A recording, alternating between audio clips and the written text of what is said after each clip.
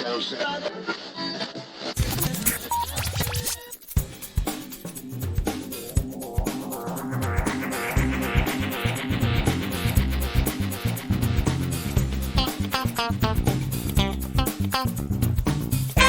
welcome to episode 354 of Geektown Radio. I am back this week with... To Infinity and Beyond!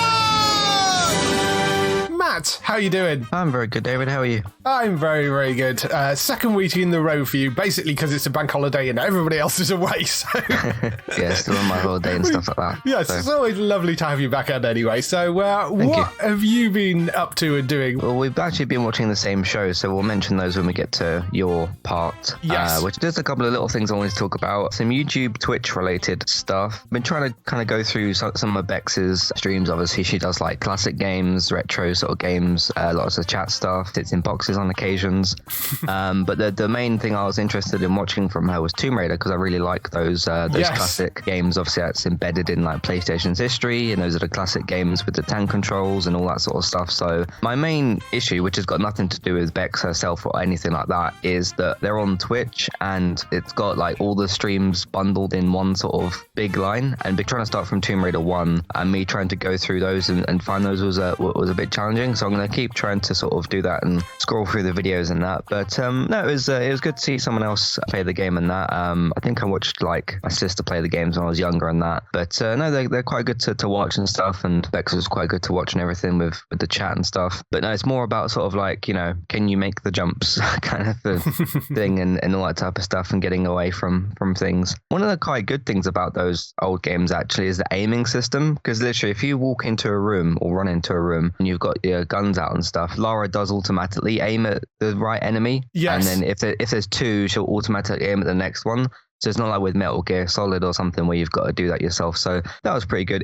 I think it's mainly so you can focus on jumping and actually getting away from enemies, which is quite difficult. So I've been enjoying watching Bex do a bit of that. It's just that the videos are a bit disorganized, but that's because of Twitch and not because of her. Yes, so, there's no way of... They're all in one kind of massive stream, aren't they? There's no way of separating them out like you can on YouTube and stuff and stick them in directories and things. Bit more difficult to go through everything. But yes, those are Tomb Failure streams. Yeah, that's what it's called. Yeah. Where she plays Tomb Raider 1. She's on Tomb Raider 2 at the moment. I think her plan is to go through all of the classic ones. This is, just if you're new to the show, this is TristaBytes. So Trista, BYTES on Twitch. And she occasionally co-hosts on the show, obviously, as well, which is why we're talking about her. And she's been on Entertainment Talk as well. I don't know whether she's been streaming much this week because she's been over at Gamescom in Germany. I think she's back now, but she's been over there, which is the other reason why she's not on the show this week. So. Yeah, but no, we love Bex, and it's good to see some of her streams. Yes. So that's Bex's stuff. The other stuff I've been watching is a series called Metal Gear Stupid. For those of you who don't know what that is, there's a channel called PlayStation Access, which they are branded with PlayStation, but they're not biased towards PlayStation. They don't sort of like love every single game just because it's on PlayStation and that type of thing, which is good because you don't really want that type of bias, which sometimes you'll find on certain Man United related things, but I won't talk about that here. But basically the idea is that there's the three of the guys. There's Rob, David, and Nathan, and Rob is the one who's like played, and when I say played the Metal Gear games, like played them inside and out multiple times and all that sort of stuff, like he knows the series and everything. David and Nathan are the other two, and the idea is because they've never played, and this is the first Metal Gear Solid game, by the way, so the PlayStation 1 original game, which is still a like absolute masterpiece of a game, and it's like really iconic and that. And they try and go through the game, and they're playing it through a PS3 with the original versions downloaded. Not that there's any other versions of that game because Konami's never remastered them because they're annoying. And they go through the game, and it was a Christmas Let's Play thing, so they call him Christmas Snake, and they call Rob Christmas Snake. It's part of the whole shtick and everything, so that's quite funny. And basically, when one of them dies, which is often, they switch over to the other person. I suppose it's because one of them things where because Rob's played the game so much and he knows like what mechanics to use and the right things, he gets really frustrated with them, but with both of them because they keep making stupid mistakes. Hence why it's called Metal Gear Stupid. Things like putting claymores the wrong way around and walking into your own claymores and that sort of thing. So it's been really, really, really quite funny. And they get caught like all the time, and Rob gets really annoyed. So it's been quite good. There's not many of the episodes for the first game because I guess the first game was a bit shorter, but I've really, really enjoyed going through those series. If you just type in Metal Gear Stupid on YouTube. You can find the Let's Plays of those. So that's been really good. But I've been watching a lot of PlayStation Access in general, just really sort of liked that crew and everything. So been quite good. So that's the YouTube-y sort of stuff that I've been doing. I haven't been playing anything because I've been waiting for Last of Us Part 1 to come out on Friday. So other than playing COD and that sort of stuff, that's what I've kind of been up to. Cool. I've actually had a pretty busy week on TV. Some gaming. I've actually completed 2 Point Campus. I've got like 3 stars on all the different schools on 2 Point Campus. So I'm putting that down and been playing around with some other bits and pieces. But on TV side of things, I watched Top Gun Maverick because that's now out on home release. You can go and buy it. I don't think it's actually on free yet, but I wanted to catch that because I'd heard some good things about it. I was a big fan of the original Top Gun movie, and I just wanted to see how it worked. Have you caught this yet? No, I haven't seen the original either. Which I should do because they seem like they'd very much be my thing. So yeah, they're great films. The original film is brilliant, and this is a wonderful follow-up to it as well. I really enjoyed it.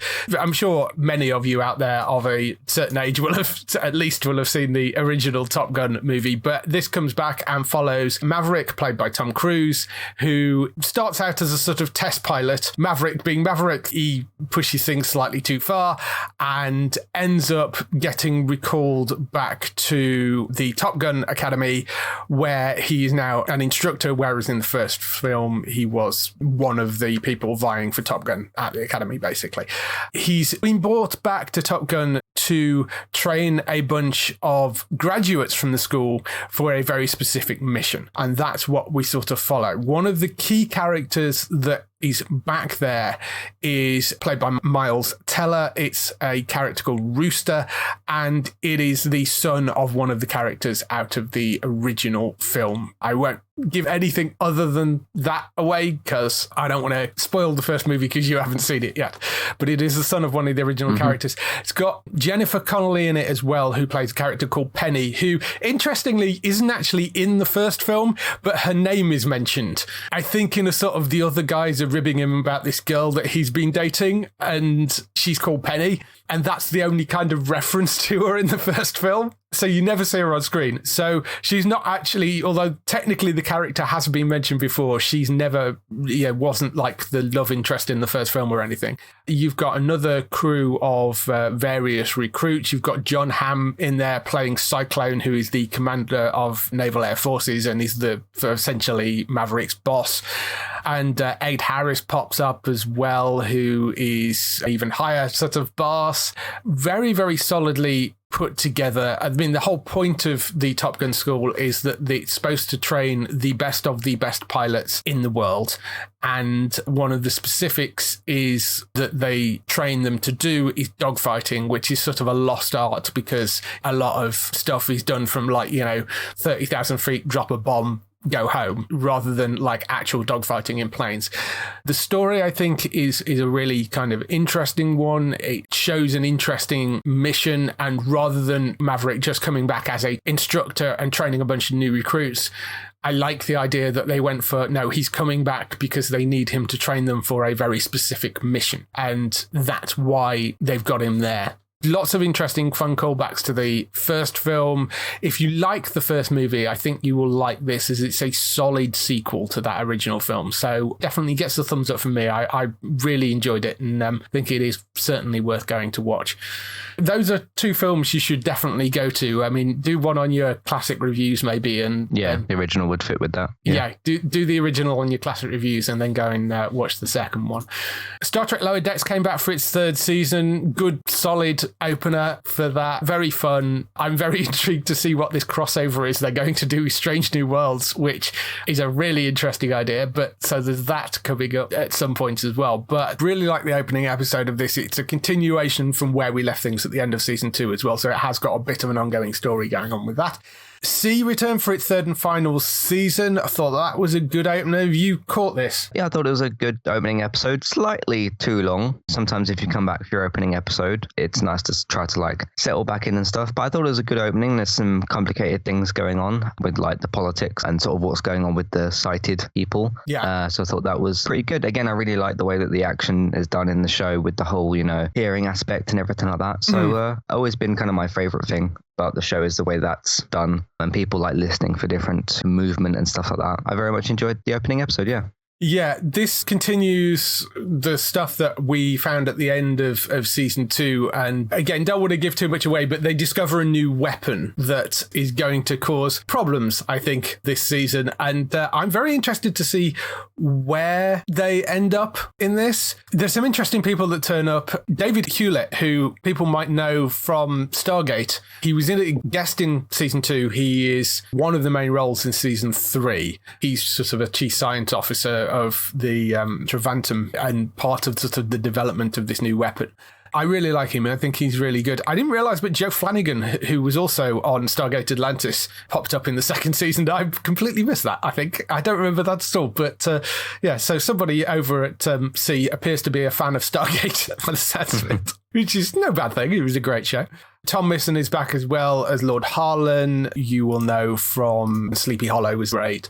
Got a really good cast. It's nicely put together. The guy that is showrunning it, because it was Stephen Knight who was the creator of it. The guy that's the showrunner of it from season 2 and season 3 is Jonathan Tropper, who did Banshee, which was a great show, and also does Warrior, which is a wonderfully violent martial arts series. If you've not seen that, I think it runs at Sky over here. He was a great person to take over the lead, and he certainly upped the action in the second season as well. And I suspect that's going to move forward in the third season. I am very interested to see where they end this, because obviously it's this thing about everybody is blind, but there are sighted people, and now they're in a position where you've got factions that are supporting the sighted people and factions that aren't. So that's become a sort of whole thing. So, yeah, I'm very interested to see where they bring that to a close. It's also the final season, isn't it? Yeah, yeah, exactly. So it was planned as a final season, so we'll see where they wrap things up. Yeah. The Capture returned for its second season on BBC, which I was very much looking forward to because I very much enjoyed the first season of that. This was the show which stars Holiday Granger in the leading role of a police officer who is sort of roped into this case, which seems to have had a lot of the digital footage altered in some way. And she then goes to discover that there is a larger government conspiracy going on. There is this secret layer of technology around the world, which all governments seem to have access to, but nobody seems to kind of be talking about it, because if one calls the other out for manipulating stuff, then that exposes the fact that everybody is using this technology, and it means that it then becomes useless to everybody because nobody can trust anything that they see. The second season begins with a really blatant use of the technology during a live broadcast, and they didn't think that was possible. Essentially, it's this sort of deep fake technology, and I mean, I'm sure you've seen deep fake videos where they replace faces on people and stuff. Mm-hmm. The interesting thing about this is there's this really blatant use of this sort of deep fake technology, and they know that it's been done, but do they then tell the wider public that it has happened? Because the problem is then it exposes the fact that this technology exists, and the general public will then mistrust everything that they see. So it's a really interesting conundrum that it places for the second season. Paparazadu plays a key role in the second season as an MP. That's one of the leading parts. Inara Verma is also in there, who you'll know from things like Game of Thrones, Carnival Row she was in, Luther, she's been in a whole bunch of other things, so she's great. He's got Ron Perlman in there as well, who sort of pops up as the shady CIA section chief as well. So good cast and well worth going to watch. It's actually got 2 episodes up, I think, on iPlayer right now, so you can go and watch those. I think there are 6 episodes in the entire season. The other 2 are dropping on the 4th of September, and then the final 2 drop on the 11th of September, so they're going out in pairs. But the first 2 episodes are up on iPlayer and on Catch Up and stuff if you want to go and check those out, and that's the Capture. On to things you have been watching. House of the Dragon, which I mentioned I watched about half of the first episode last week, so we didn't want to do a full review of it. Now I've seen the whole thing and you've seen it. What did you think? I haven't seen the second episode yet, but I thought the pilot got off to a very good start. It was just that kind of thing where first sort of 10, 20 minutes just settling into like, okay, who are these people? How are they related to each other? Who's got what? Who's on the throne? And, you know, all those kind of questions. Yes. They kind of nicely set out like who's kind of in what role and who's sort of, because you've got like Matt Smith's character and he's sort of, you know, doing his thing. And then you've got kind of a young Daenerys-ish type of character. And then you've got this like other bad incident that happens. I mean, saying bad incident in a Game of Thrones show is a pretty normal thing. But yeah, that theme with the mother and everything, which was quite bad, but was, you know, supposed to be effective and everything. So that was some good stuff. But no, I think that they did a good job in the pilot of laying the groundwork, setting up a few little things as well. Like there's some things going on with one of the kings. There's like an injury going on, so that was good. It was great to see some dragons back. It was great to be back in this world as well. As I mentioned before with Game of Thrones, obviously some people didn't like the last couple of seasons. I still did. Regardless of like the story and stuff, it was just good to be back in this world and good to be back with Game of Thrones. I really, really enjoyed it. It was a solid pilot episode, and I'm looking forward to seeing where the things that got set up as well, where they go going forward. Yeah, I really enjoyed that opening episode. There is a lot of sort of who's this person, who's that person, how are they related, all that sort of stuff. But I mean, it's the same with anything when you're setting this kind of stuff up. Interesting sort of introduction of the gold cloaks, I think, in that opening episode, where Daemon Targaryen, played by Matt Smith, is the person that effectively set up the gold cloaks, which is the people that are supposed to be there protecting King's Landing, although things go a bit south with that. You've got Rhys Evans in there as Otto Hightower, who's the Hand of the King. Paddy Constantine playing King Viserys himself as well, who I strongly suspect won't make it till the end of the season. You've got Emma Darcy in there, who playing Rhaenyra Targaryen, who is the firstborn child of Viserys. But there is a whole thing going on throughout that opening episode of the sort of sexism, I guess, in the world of the fact that, you know, if there is a male heir, there's only ever been like male heirs and they won't let the females inherit the throne. And that is one of the big kind of controversial things of the opening episode. Really interesting mix of characters you've got going on. I have just started watching a bit of the second episode. Again, we're recording this on the Monday, so I haven't managed to finish the whole of that. I watched the rest of it later tonight. But the opening episode I thought was handled really, really well, and it was a good solid start. The numbers for it were through the roof on both sides of the Atlantic. I think it was the biggest launch of anything on Sky Atlantic over here, and I think it broke HBO Max in the US as well. So I mean it's been like a huge hit for them. So not that there should be any great surprise. I know everybody said, I'm not watching it, not after the end of Game of Thrones. Of course they all watched it. I mean, everybody went and watched it. They were going to. I think they laid out the groundwork and the characters pretty well in that opening episode. What I am surprised by in the UK is Game of Thrones always used to have an after show, which Sue Perkins used to host. And they did one before the opening episode went out of sort of, what are we expecting? Who do you think's going to survive? All that sort of stuff. And I thought they'd do that as a weekly thing, a sort of after show like they did last time. And they've opted not to do it for some reason. I don't know why that is, because it was quite useful for sort of digging through the history and that sort of stuff. I guess you can get a lot of that stuff on YouTube anyway. So maybe they decided it's not really needed too much effort to do, but it's a shame they decided not to invest in that. The second episode has the return of the opening title sequence as well, which is floating around online. You can find that. They released that before the episode.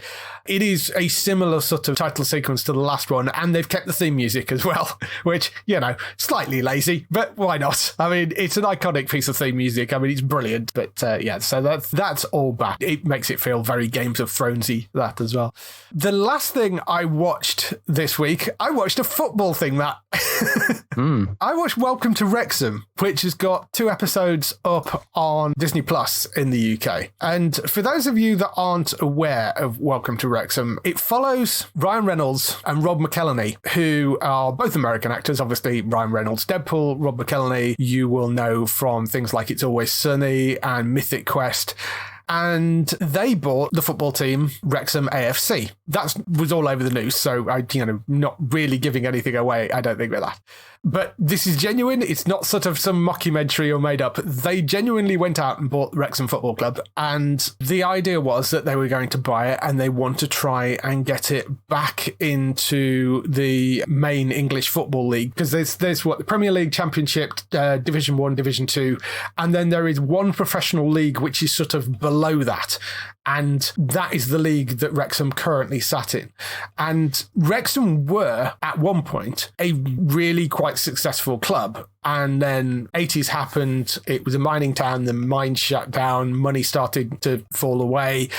And they ended up going through a successive bunch of money-grabbing owners, and the club itself is now managed by the fans in terms of the fans have to vote who they want to take over as owners and stuff. So it is very fan-controlled, which I thought was kind of interesting. And it's just a really fascinating story. And I love an underdog story, and this is very much an underdog story. So I've sort of avoided looking too much about how they're doing right now, because I kind of don't want to be spoiled for the rest of the thing. I want to just watch the documentary without really knowing too much about where the team are and how they're doing and that sort of stuff. Rob and Ryan are incredibly watchable. I love them both as actors, and they seem extremely genuine about this. I mean, that's what's the lovely thing is. I mean, Rob talks about being a fan of one of the Philadelphia sports teams and how Philadelphia is a very working class place and how the city rises, and you feel this sort of lightness to it whenever one of their sports teams win.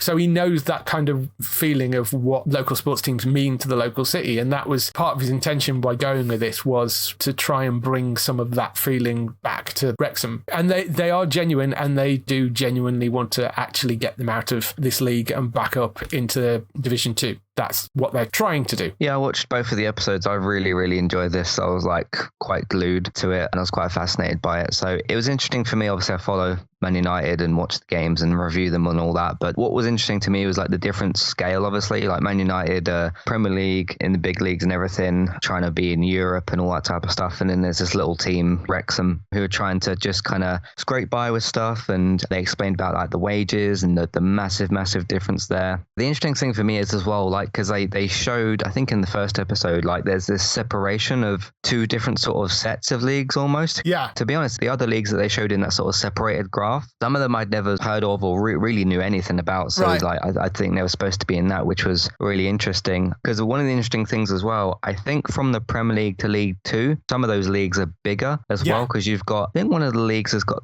40 something teams or something like that. But the reason they can do that is because you don't have Europe for those teams. So you've got more time. Obviously, you can only fit 2 games in a week, so you've got all that kind of going on. But they can, once you get to, I think it's League 2, you can compete in the FA Cup and the Carabao Cup, which is where you can play any of the other teams.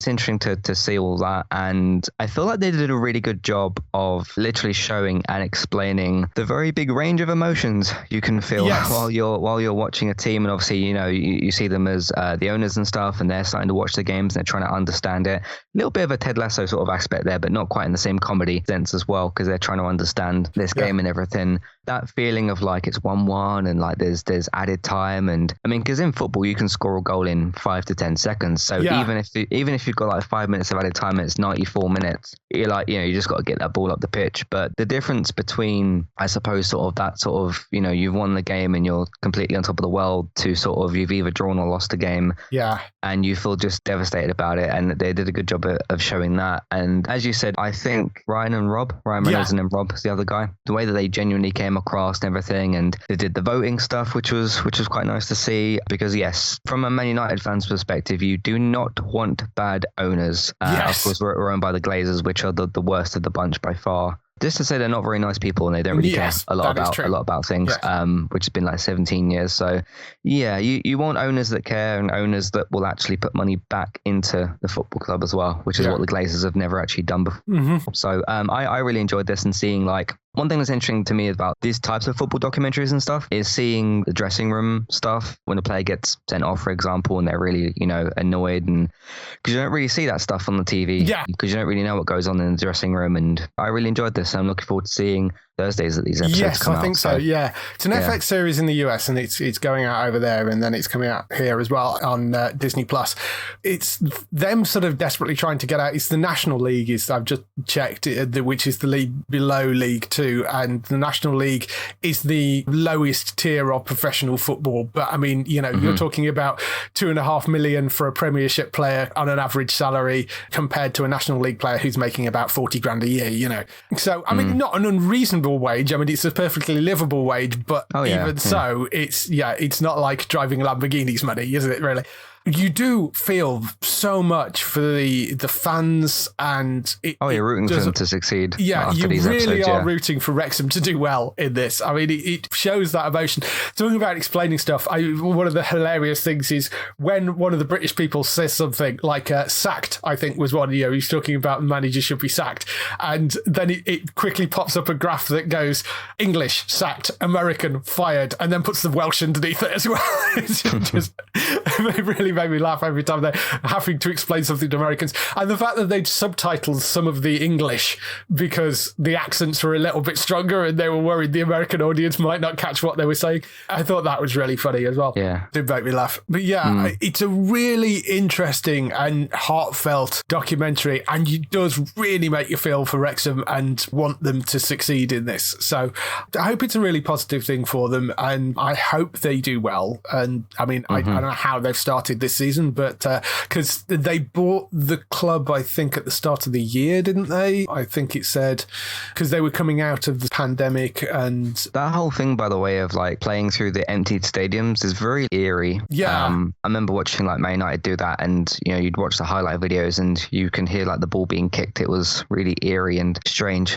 But the games had to be played. Well, yeah. And of course, for a club like Wrexham, that was completely devastating because of the fact that they don't have TV sales, money. Yeah, they entirely rely on ticket sales. They don't have TV money. So, that's a huge, huge issue for them. So I really like that. And, I'm not the biggest football fan, but I like the guys. And that was the thing that sort of drew me to watch it. But I very much got sucked into it. And I will be watching that weekly because I think it's really interesting and fun viewing and very heartfelt viewing as well. Just very much worth watching. One thing that made me chuckle a little bit, when they had the scenes outside when they're getting food and like, oh, this player's rubbish and he can't run. And I was like, yes, I'm familiar with those conversations. Yes. That was quite interesting. So. Yeah, no, very much so. Yes, it's all the football fans complaining about certain players and the manager, and just really good. So definitely be watching that weekly. But that is, I think, like you say, going out Thursdays on Disney Plus, and it's called Welcome to Wrexham. If you want to go and find that. That's all the stuff we've been doing over the past week or so. Let's go on to some TV and film news. So we kick off the TV and film news with the Renewals cancellations and pickups. One definite cancellation, one probable cancellation. Resident Evil, the live-action series, has been cancelled at Netflix after one season, which I don't think surprised anybody because I didn't watch it, but from what I read about it, it managed to alienate Resident Evil fans and didn't connect with non-Resident Evil fans. So, I think failure all around pretty much there. I mean, I'm not a huge fan of the game franchise. I was going to ask if you'd seen any. I've played some of the games. Resident Evil 2 is probably the best one I've played so far. A lot of people say 4 is the best, but that's getting a remake, which is where I'll be able to play that. But no, this was a really bad show. I understand the purpose of because one of the main character sort of complaints is with the flashbacks where you had the bunch of teen angst sort of stuff. But why you put that into a Resident Evil show, which has never really done that before? No. I suppose to try and build out characters, but people just want to see the Resident Evil stuff, really. It was very, very bad, to be light on it, I suppose. Yeah, so, I mean, if you're going to do something like that, follow the plot of one of the games a bit more, just adapt the games. Yeah, adapt the games a little bit more. I mean, you don't have to keep everything exactly the same because you do want to keep the audience guessing, but at least stick closer to it. Don't try to turn it into a sort of hybrid horror teen angst drama. That seems like a terrible idea for a Resident Evil thing. So there was another bit of culling over at HBO Max, which was really, really bizarre. I mean, we know the new owners at Warner Brothers Discovery have made some very bizarre decisions, but HBO Max not moving forward with Batman Cape Crusader, which was an animated series from Tim Bruce, who was one of the men behind Batman the Animated Series, which ran for 4 seasons in the 90s, and he's basically hailed as one of the best depictions of the Caped Crusader on screen. It was also being exec produced by Matt Reeves, who of course is the man behind The Batman, and J.J. Abrams as well, who were EPing it. So it had a really solid team behind it, and it's Batman, and it's based on one of the best depictions of Batman and one of the most successful Batman properties that they've had in small screen stuff in animated form. It seems like such an odd decision to say we're not going to move forward with this at HBO Max, but then have said they're okay with it being shopped to other networks. So you could end up in the bizarre position where Batman, one of the crown jewels of DC, has an animated series which isn't on HBO Max and is on probably not Hulu or Disney, but it could go out on Fox, because Fox actually were the people that had the original animated series, because it was the 90s and they didn't care quite so much about where the IP ended up. Or it could go to Netflix or somewhere like that. I mean, it just seems like a very strange decision to me. Yeah, this doesn't make any sense at all. I did one of my DC Talk episodes, which I guess I'm doing semi-regularly now because there's so much news that comes out about DC. For some reason, I completely forgot to mention this, even though I did a Batman section, so I guess I can give my thoughts here. One of the things I talked about, and one of the things they mentioned, was about delaying a couple of the films out of this year because they've only got money to release 2 more films this year. So apparently they're in a bit of money troubles, which I don't know how you end up with that, but anyway. And I was kind of saying about how you can maybe get around some of that stuff, and I was looking at Warner Brothers itself and saying, okay, if you're Warner Brothers and you've got money problems, one of the good things you've got going for you is you've got a lot of great IP. You've got things like Game of Thrones, which is, still doing incredibly well. You've got DC as a label. You've still got Harry Potter. You've still got so many other things. And arguably the 3 biggest things is probably Wonder Woman, Batman, Superman, because that's just full of money, those 3 characters. Even that's not even including the whole Justice League, but your Trinity. I mean, you've got access to some of the biggest characters in the world there, Batman, Superman, Wonder Woman, who should be making you lots and lots of money. So to take a series like this that, like you pointed out, has got a lot of good things going for it, people behind it and what it's based on, and it's Batman, when you say Batman and you're an executive, you probably think of money. So to choose to not air this is really just bizarre. If you've got money issues and you want to drive up subscribers, and plus you get maybe a bit of nostalgia in there, people that love the old series, or if you want to bring in new people, you can do both those things. But the fact that this could end up on Netflix or somewhere is really, really strange. What's interesting though with what you say that is, if they have got money issues, in actual fact that slightly lends itself to what they've actually done, because as you say, you could put it on HBO Max and it might help drive up subscribers, but I guess something like this, since the Batman animated series is probably not going to add that many subscribers to HBO Max. However, you might get a reasonable amount of cash for it selling it to somebody else. So if they are having money troubles, that does kind of make sense, I guess,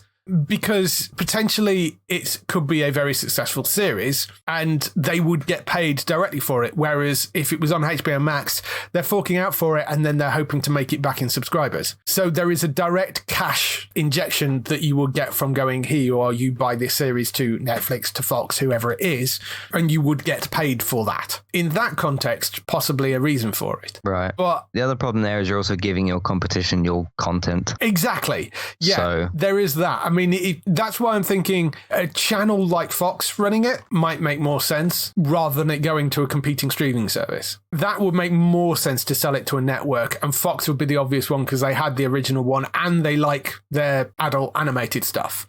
And whilst this wouldn't be adult, I mean, it's not like Rick and Morty. It's going to be, it's not going to be that sort of adult. It's more kind of family viewing, I would suspect. But even so, I mean, it's something that would draw eyes. So if you could sell it to somebody like Fox, it might make them more money than it would if they just put it on HBO Max. So, but it is still giving away one of your key IPs. So it's bizarre. But the whole Batman handling at the moment is all very weird and up in the air because they've moved Aquaman to after the Flash now in terms of the movies, haven't they?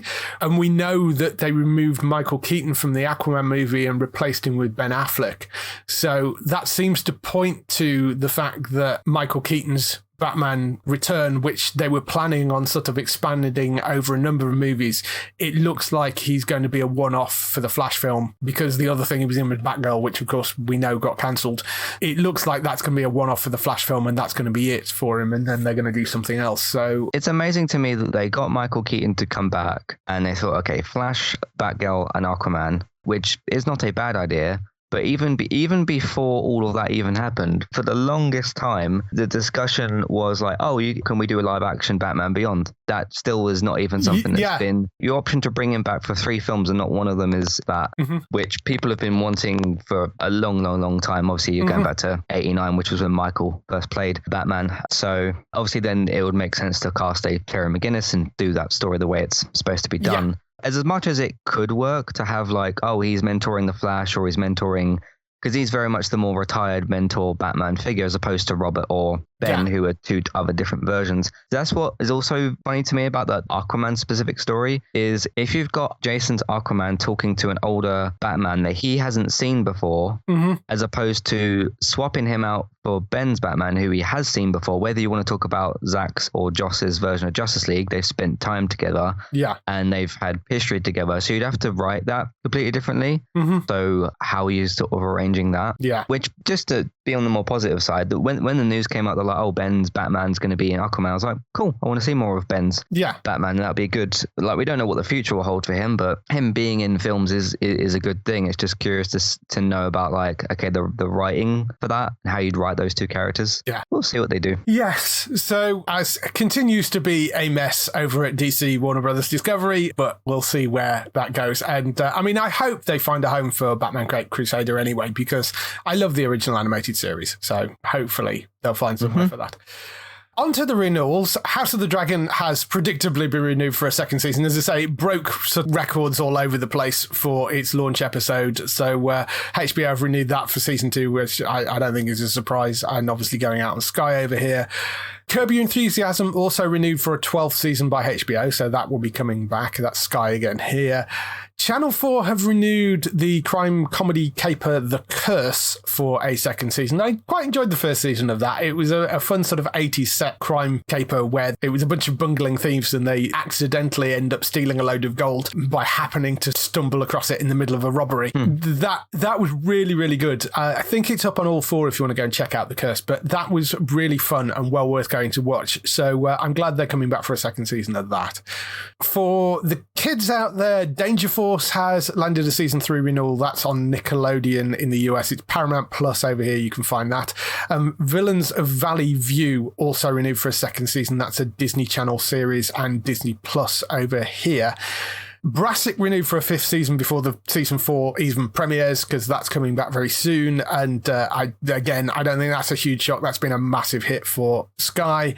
And The Umbrella Academy renewed for a 4th and final season by Netflix. This isn't one of Netflix going, oh, we're going to cancel it. Apparently the creator had planned 4 seasons. So that's good. He had an arc for it. And it is one of those shows where they are jumping from disaster to disaster. And it left things in a very interesting place. So I am quite looking forward to that coming back, because I think what they did with that 3rd season could be quite interesting moving into the 4th, but where they ended everything. So that was a planned end of a 4-season arc. So I'm glad that's been renewed. Yeah, I sort of finished the 3rd season and thought, okay, this has probably got one more in it. Yeah. Because like I said, how many times can you do the whole world's ending, save it kind of thing? Yeah, it is. So good to know that's going to get finished off properly. Yes. In pickups and other news, the Grand Tour, technically it's the start of season 5, but seeing as they're just doing specials at this point, the seasons have become a bit irrelevant. But the Grand Tour, a Scandi flick, is premiering on the 16th of September on Prime Video. And as you can probably guess by the title, that's them driving around Scandinavia. So they will be back. Manifest Season 4 Part 1 has got a premiere date as well. That's coming Friday the 4th of November to Netflix, because if you remember, it was cancelled after 3 seasons. It was running on Sky and NBC. They cancelled cancelled it. Netflix rescued it for a 20-episode final season. So it's going to be split into 2 parts of 10 episodes. So that's season 4, part 1 on the 4th of November for Manifest. I really enjoyed that show, and I'm glad. I think he originally had a 6-season arc, and they're now doing it in 4, kind of 5 seasons, because it is sort of, 20 episodes, and that's... 20 is a lot of episodes. Yeah. So hopefully he's managed to compress his story down into 20 episodes. But, hopefully he manages to pull that off. And I'm glad it's at least getting an ending. How many episodes were the old seasons? First season was 16, next 2 seasons were 13. So they've only lost a couple of episodes, or 3 episodes really, from what they were regularly running on normal things. So it is, in essence, 5 seasons in total. So they've only really lost 1 full season from what he originally had planned. So you can probably nudge that around a little bit to be able to get that. It's not quite as bad as it might have been, and I'm looking forward to that coming back, because I thought it was a fun show, and it really ended on a whole bunch of different cliffhangers on the 3rd season. So great to have that coming back. Netflix also have a Robbie Williams docuseries as well, which, if there's any Robbie Take That fans out there, which I'm sure there are quite a lot, that is going to be coming at some point. It's not one of these sort of things about Robbie. It is something which he's cooperating in. He's very much involved in. It's people follow him around. So it's going to be a sort of tell-all kind of documentary, and about him having sort of started out at 16 in Take That, and then forward to all the trials and tribulations of going through the group and breakups and reunions and all that sort of stuff. So that I think could be quite interesting. It's been directed by Joe Perlman, who did the Bros After the Screaming Stops documentary as well. That was really good. That was a really interesting behind the scenes sort of warts and all thing. So I think if you're a Robbie fan, that will be one to look out for. Over on The Boys, we've got some casting news. Jeffrey Dean Morgan is joining season 4. Nice. Don't know exactly what he's doing, but if there was any actor that you thought would be a perfect fit for The Boys, I think it's Jeffrey Dean Morgan. Yeah, just put him in anyway. Just make up a character and just put him in. It'll be fine. Yeah. This wouldn't be the first time that the creator of The Boys and Jeffrey Dean Morgan have worked together, because the creator of The Boys is Eric Kripke, and he was the person that cast him in Supernatural as the 2 lads' father.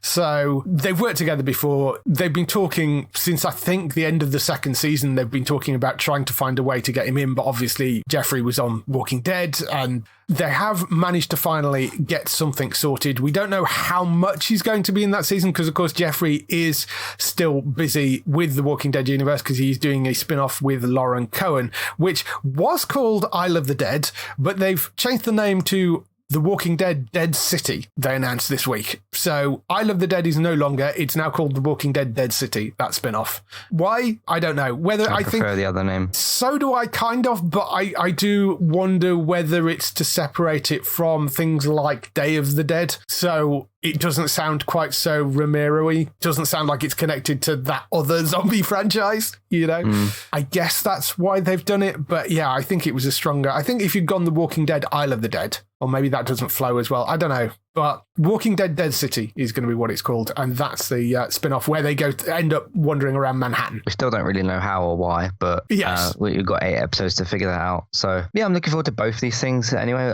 Just on the Jeffrey Dean Morgan front, seeing more of him is a good thing, of course. But yeah, him fitting into... You can just kind of see that working before you've even seen any of it, like any screenshots or any footage or anything. Yeah. Like, so somebody saying he's going to be in The Boys, because we had, of course, Jensen Ackles, who was a good addition, the Soldier Boy. That was great last season. Probably one of the highlights of the season, seeing that character. So yeah, if he's gonna be fighting some of the characters, if he fights Homelander at some point or something like that, that'll be quite good. See Anthony Starr and him fighting each other on screen would be good. Yeah. So yeah, that's one that very much makes sense. Did you say we don't know which character he's playing yet? No, they haven't said who he's playing. I do find it quite fun that they have turned The Boys into a bit of a Supernatural reunion, because you've got Jensen Ackles in there, you've got Jeffrey Dean Morgan now, and Jim Beaver is still in there as Robert Dakota Bob Singer. And if you're wondering about the name of Robert Dakota Bob Singer, they did actually change the name of the character from what it was in the books, because it's a tribute to Bobby Singer, who's the character that he used to play in Supernatural. But you've got a bit of a sort of Supernatural reunion going on there, which is quite fun. Yeah. Who's the other one? Jared Padalecki? Yeah, they haven't managed to rope Jared in as anybody yet, but Jared's quite busy on Walker. Isn't he? So, you know, I love seeing Jensen. I think Jensen was a great fit for Soldier Boy. And brilliant. It would be funny to see Jared just pop up in some sort of capacity just so maybe Jensen kills him or something. That would be quite funny. Right. The Walking Dead name is still just, I prefer the other one. Yeah, so. I'm kind of with you on that. But, you know, it is what it is. It's fine. As long as the show's okay, I don't really As long as it airs somewhere. And as long as it airs somewhere, because Tales of the Walking Dead is going out in the US right now, and we can't see it anywhere here, which is rather annoying. Yeah, it's not on the Microsoft Store, it's not on Amazon, it's not on anything. No, it's not available to buy anywhere, and they've not put it on AMC UK either, which is really frustrating. The other last bit of news in the other news section, BBC have confirmed that the Gladiators Revival that we were talking about a few weeks ago has been picked up, is going to series. It will shoot in Sheffield Arena next year and will air some point in later 2023, they have confirmed. Is Gladiators kind of before your time? I mean, I'm sure you must be aware of it as a TV show. Yeah, I'm aware of it. I saw some of the old one, I think, when I was younger and stuff. So, yeah, I'm familiar with it. This revival, it's leaning on nostalgia, which isn't a bad thing. But, yeah, I'm not sure what to make of that at the moment. Yeah, so me neither. We'll see.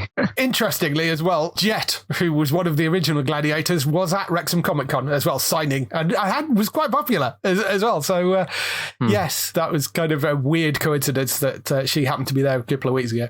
Somebody did suggest bring Jet back as one of the presenters, which I think that's a great idea. But we'll see. We'll see where they go with it. But we don't know who's presenting it. We don't know anything about the Gladiators. It is going to be filming next year in Sheffield. I'm sure there will be application things around if you're interested in like going to compete in that. Moving on to other news stories, The Good Doctor is getting a spin-off, or potentially getting a spin-off. They've placed a backdoor pilot, which is when they stick a pilot episode, like they did with The Rookie Feds. They stick a pilot episode within the run of the normal show. The spin-off is called The Good Lawyer, and it comes from David Shaw and Liz Freeman, who are the EPs on the main series. It centres on Joni, a 20-something woman who battles OCD but is a brilliant lawyer. The pilot episode is going to be slotted into the season 6 run of The Good Doctor, and would see Joni as the defense attorney for Sean, Freddie Highmore's character, who finds himself in legal trouble. So that's the essential setup for it. It is a lawyer dealing with OCD, but he's also brilliant. So it's sort of taking the similar premise of The Good Doctor, although The Good Doctor deals with autism rather than OCD. But I'm very much behind on The Good Doctor right now. I do like it as a TV show. I think it's quite a good, solid procedural, and it's slightly different and interesting. I don't know whether this will work or not. It's been done for ABC in the US, so we'll see whether it makes it to series, but it's been done as a backdoor pilot. Is that a procedural you've been watching? No, I don't really watch the medical shows. I know my mum does, but I've not actually seen or noticed her or heard her talk about this show for a long time. I think at one point she sort of forgot where she was with the show because she hadn't watched it in a while, and I'd heard some other people sort of saying, like, after a few seasons, around about like season 3-4ish, people have kind of dropped off a little bit. So surprises me a little bit that, I mean, I don't know what numbers this is doing. I'm just talking about its general feedback that I've seen, but some people seem to have kind of dropped off of it a little bit, so it getting a spin-off is interesting. We'll see, I guess, how that works. It'd be interesting to see with this, see how it goes. There are a lot of procedural things around at the moment. People were joking about what's next after this, The Good Barber. Yeah, there's been a lot of The Good this and that and whatever else. Best one probably being The Good Place. Yes, that's true. What other ones? The Good Wife as well? Yes, The Good Wife, The Good Fight as well. Which is the spin-off. So yes, there are. This would be interesting because there's now 2 The Good Something franchises running, because you've got The Good Fight, The Good Wife, which is one set, and then you've got The Good Doctor. Right, because those aren't connected, are they? Yeah, because they're not connected in any way, those. Moving on, Catherine Tate has a new comedy commissioned by the BBC, being shot in Australia, though, this one. It's an interesting, quite funny premise. Tate will star as Princess Georgina, the black sheep of a fictional British royal family. She's a PR disaster. She spent her spoilt party girl life plastered all over the tabloids. On the back of her latest scandal, her father, the king, makes the unprecedented move of abdicating his Australian throne in favour of his daughter. It is hoped that giving her some real responsibility will finally be the making of her, and if it isn't, at least he shipped her off of 10,000 miles away from London. Accompanied by her useless entourage, Queen Georgina of Australia goes kicking and screaming to a country she has zero interest in beyond the Hemsworth brothers. So that is the premise for it. It's based on an original idea by by Catherine Tate and Board Your Daughter, and it's been produced in association with ABC Australia. I think this sounds like the perfect sort of stupid, silly vehicle for Catherine Tate to do. I think she could probably pull this off as being fun. I don't know when it's going to land over here, probably next year sometime, I imagine. That's Queen of Oz. Fan of Catherine Tate? No, she's not somebody I've really sort of gravitated towards. She had that like prison show, which I didn't really pay I didn't see attention to. I've seen her in like outside of her acting and projects she's involved. I've seen her in interviews and stuff where she seems like a nice person. So not my comments about her as a person. It's just the things that she does in terms of the shows. Just not quite my cup of tea. Yes, I had two interesting experiences with Catherine Tate. One was an interview when we were at MCM, and she didn't want it recorded in any way, and it was a press room interview, and she came and spoke to us for like 15-20 minutes, but we weren't allowed to record anything, and it's not like we're going to sit there and take notes in this day and age. So it was like, well, that was lovely to chat with Catherine Tate, but we're not going to post anything about it because we don't have any footage, either audio or video of it. So that was a little weird. But then she was on stage at Wales Comic Con, and usually with Wales Comic Con you'll have a presenter come up, they'll ask some questions. With Catherine, she basically went up on stage and did half an hour of stand-up taking questions from the audience, and was absolutely brilliant and hilarious. The video for that is on our YouTube channel, and it's really, really funny. And she sort of talks about working on Doctor Who and how she still doesn't really understand anything about it, and how she can't answer fine questions about it. But she was just brilliant, really funny, really fun. So it's been a sort of interesting ride with Catherine Tate, but I think this sounds perfect for her. So we'll see when it lands, but it's an interesting one. And it's nice to have her back on the BBC anyway. Over on Netflix, they're getting into their game adaptation again, having just failed with Resident Evil. They've got 2 more coming up fairly soon. The first one actually comes from Steve Blackman, who is the person behind the Umbrella Academy. So although the Umbrella Academy is ending, he signed up for a contract which is to produce a couple more things for them. One of them is Horizon Zero Dawn, and if you don't know that game, it's an epic sci-fi adventure series set 1,000 years in the future. It's a strange and beautiful world full of primitive tribes and high-tech machines built on the bones of the old ones, the ruins of our present-day United States. The disaster that destroys our world is long forgotten, but when these formerly peaceful machines mysteriously turn into dangerous hunters of all life, a young outcast named Aloy discovers the only chance to save her world is to fight to uncover what happened to ours. So Horizon Zero Dawn has sold over 20 million copies globally on the PlayStation and PC. I've never actually played the game, although it does sound quite good, but reminds me very much of C, which is the similar premise in that it's a future version of Earth. And Shannara Chronicles was the other one that there's this, I think it ran for 2 seasons, and that had a similar idea of it's sort of a future world built on the bones of the old world.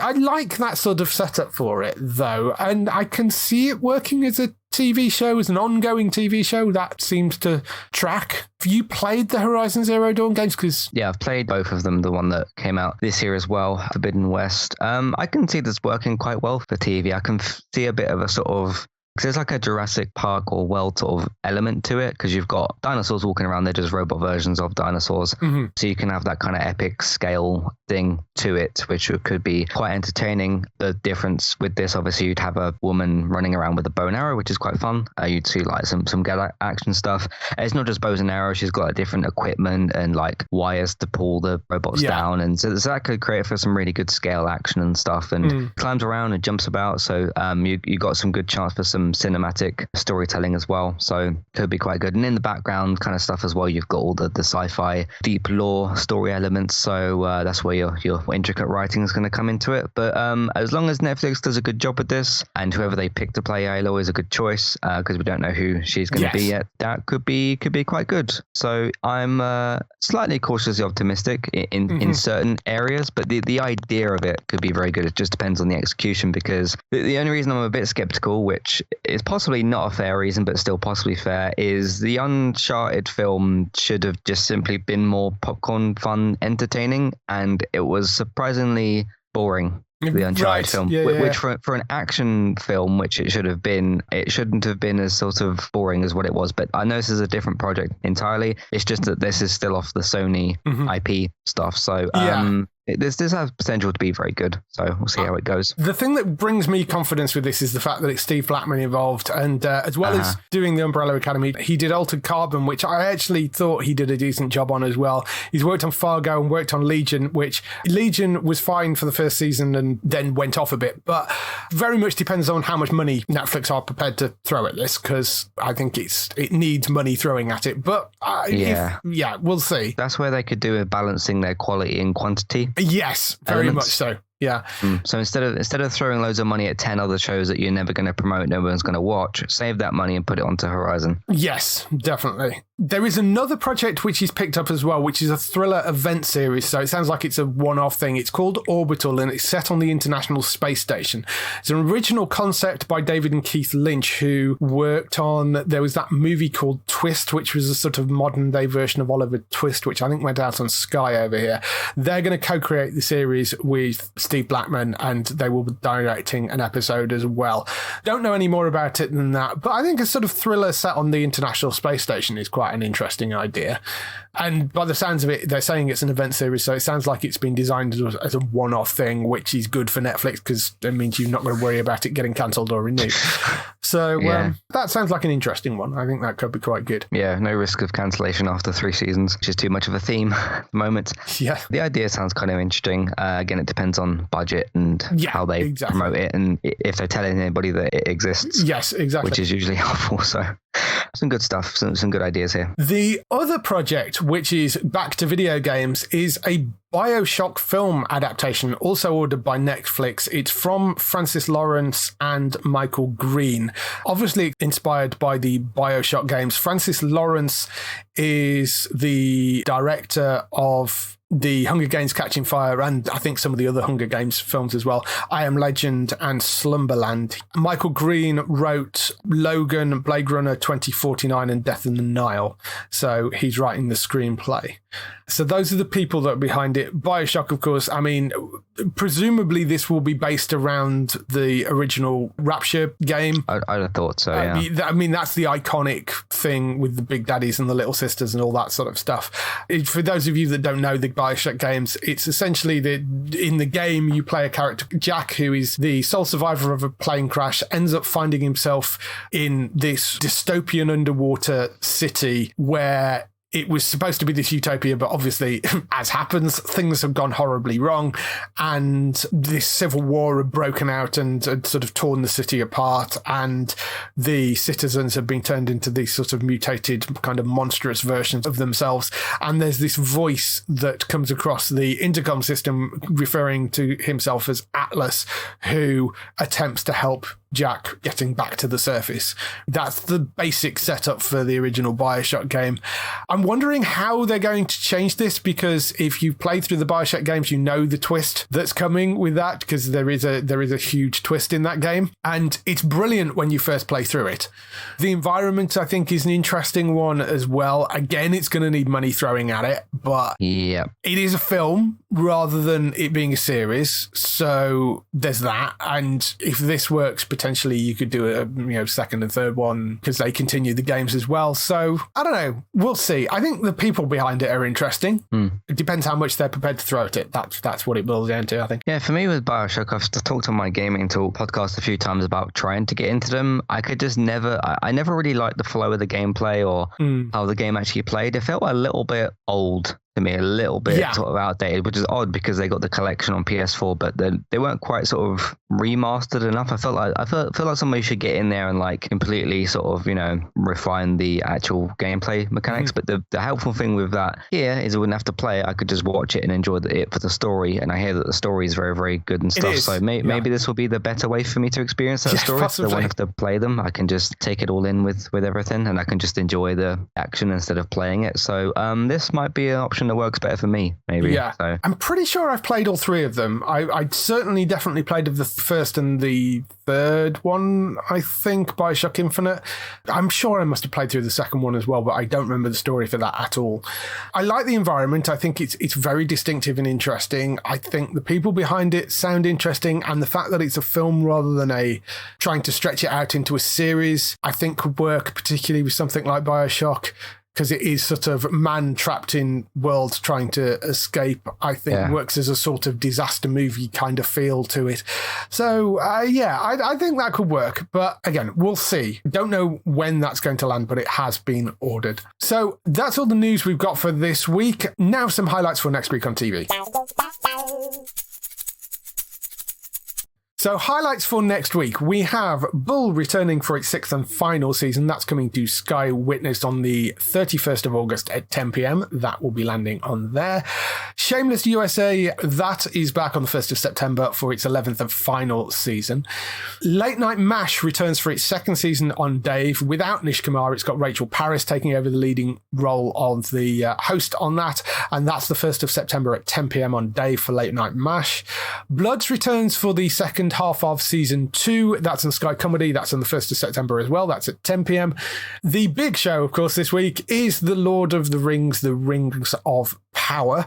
That's landing 2nd of September at 2 a.m. That's going to be simulcast around the world, essentially, on Amazon. So they're hoping to try and get everybody to watch it at the same time. This is going to be a massive show, I'm fairly sure. There's been very positive things I've seen from people who've seen previews of it. 2 a.m. on 2nd of September on Prime Video. Then you're going to have it. Next episodes will drop at 5 a.m., I think, over here. So it's just 2 a.m. for this first one. Go and check that out. That's on Prime Video, 2nd of September. And Rick and Morty also getting simulcast. That is landing for season 6 on the 5th of September at 4 a.m. And that'll be on E4. So you can set your recorders for it at 4 a.m. Or I think they're running it on Sundays as well at a sort of more reasonable time. If you've not got something to record and you need to watch it live, it will be at a more reasonable time on Sunday. It'll be on all 4 as well. So yeah, and it will be on all 4 as well. So you can go and get it from there. But Rick and Morty season 6, E4, 5th of September at 4 a.m. for that. So that's all the highlights for next week on TV. If people want to find more of you, where can they find you? Find more of my podcasts over on entertainmenttalk.org or by searching for the same name on your favorite podcast platform. Did a bit of an offbeat podcast this week talking about my thoughts on religion, because I've touched upon other like worldly topics and things like that. So I've talked about religion here and there, but I decided to give that a full episode because I've talked about other things that go on in the world as well. So I did that. United Cast is continuing. We beat that little team called Liverpool. So that was good to do. And then went on and beat Southampton. Signed 2 players since then, which was Casemiro and Anthony. So I'm looking forward to seeing them get put into the team a bit more regularly. We just finished with Better Call Saul and Westworld, me and David. So we did the coverage for that. One of them temporarily finished and one of them completely finished. So we did a podcast for those.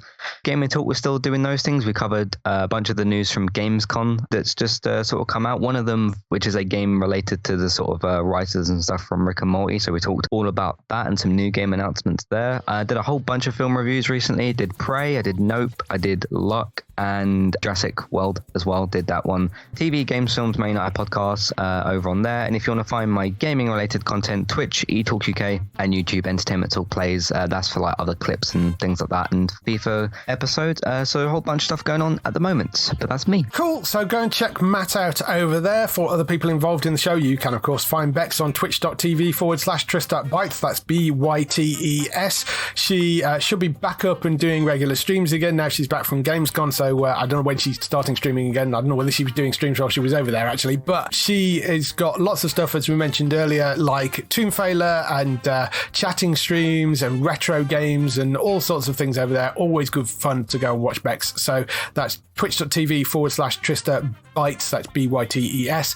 And Daryl, you can go and find at HollywoodNorthNews.net for all those series that you love, which are shot in Canada. For us, you can go to the website at geektown.co.uk throughout the week and see all the latest air date information. If you want to get in touch with your questions or comments, email us on podcast@geektown.co.uk. Leave a message on the website post. Find us at Geektown on Twitter, on Facebook at facebook.com/Geektown, on YouTube at youtube.com/Geektown, and on Instagram at Geektown UK. That is everything. We shall see you next week. Bye-bye. Goodbye.